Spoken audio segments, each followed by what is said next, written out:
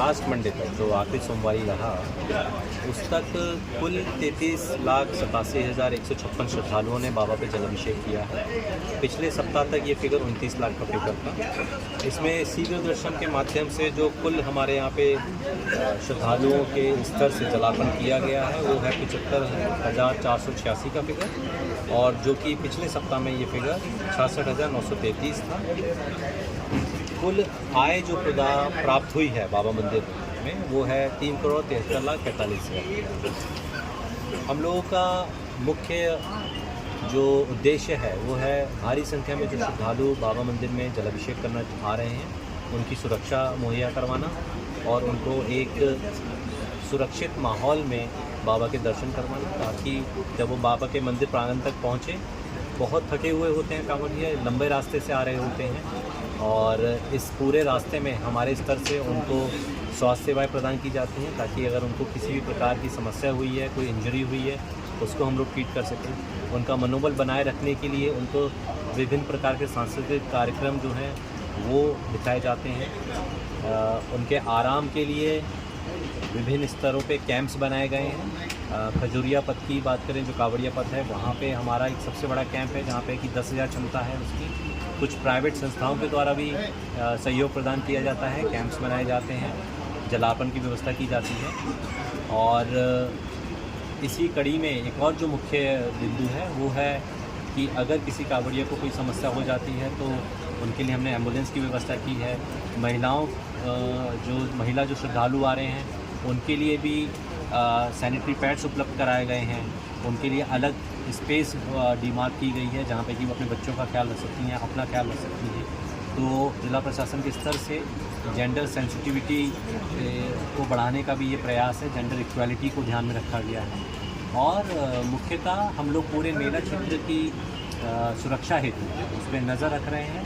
Administration किस तरीके से उधर और अच्छा किया जा सकता है उस पर नज़र बनाए रखे हैं। तो इसके लिए हमारे यहाँ पे इंटीग्रेटेड मेला कंट्रोल रूम है जो कि करीबन 700 कैमरास के द्वारा लाइव फीड देता है, और विभिन्न स्क्रीन्स पे हम लोग देख सकते हैं कि किस एरिया में, किस क्षेत्र में क्या संख्या है श्रद्धालुओं की, उनको कैसे कंट्रोल करना है। इसके साथ साथ जो बाहर से हमारे यहाँ पे श्रद्धालु आते हैं उनकी सुविधा हेतु 3 बड़े बस पड़ाव बनाए गए हैं जहाँ पे कि टेंट सिटी भी लगाया गया है, ताकि श्रद्धालु थक के जब आ रहे हैं तो वहाँ पे रेस्ट कर सकें, अपने आप को दोबारा से स्फूर्ति प्रदान कर सकें और बाबा के जलाभिषेक करवा सकें। ये है कि वो हड़ताल पे गए हैं, मेरे से उनका मिलना हुआ था, और आप जानते हुए कि 108 की जो व्यवस्था है वो एक प्राइवेट कंपनी के माध्यम से प्रदान की जा रही है।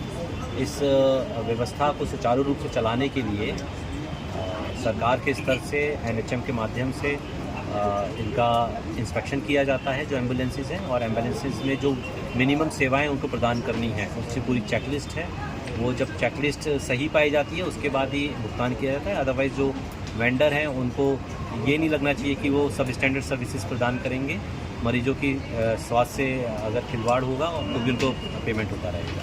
तो ये एक प्रक्रिया है, और मुझे ऐसी उम्मीद है कि जो यहाँ पे कर्मी काम कर रहे हैं उनके स्तर से कोई इसमें प्रतुलता नहीं बरती जाएगी, और जो भुगतान की प्रक्रिया है वो NHM के माध्यम से पूरी की जाएगी। अभी सर जैसे सभी एम्बुलेंस लोग CHC में या फिर सदर अस्पताल में खड़े कर दिए, तो वैकल्पिक व्यवस्था जिला प्रशासन की क्या होगी एम्बुलेंस के लिए? नहीं, एम्बुलेंसेस तो जो हैं वो तो हमारे ही जो इंस्टीट्यूशन है वहाँ पे खड़ी की जाएंगी, उसमें कोई वैकल्पिक व्यवस्था वाली बात नहीं है।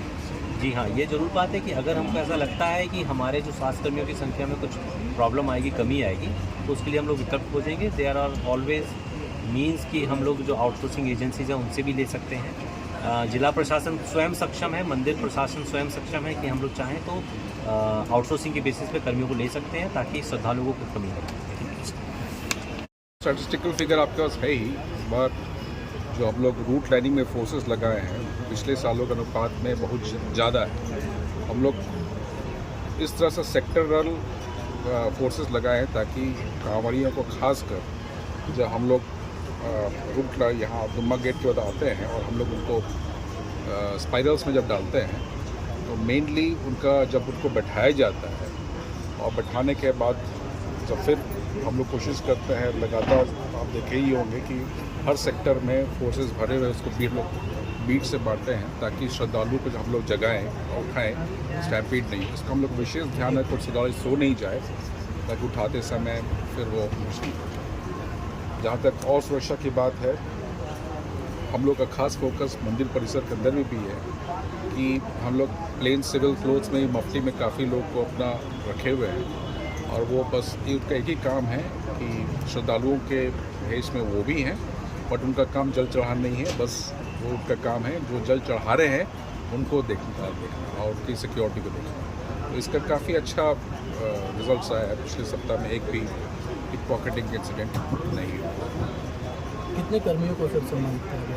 अब तक 1619 कर्मियों को किया गया है, जो कि पिछले सप्ताह में था, जो था पिछले सप्ताह जब वो थे 519। तो जो भी अच्छा काम कर रहा है उसको ज़रूर हम लोग रिवॉर्ड देते हैं ताकि उसका मनोबल अगले सप्ताह के लिए बने रहे।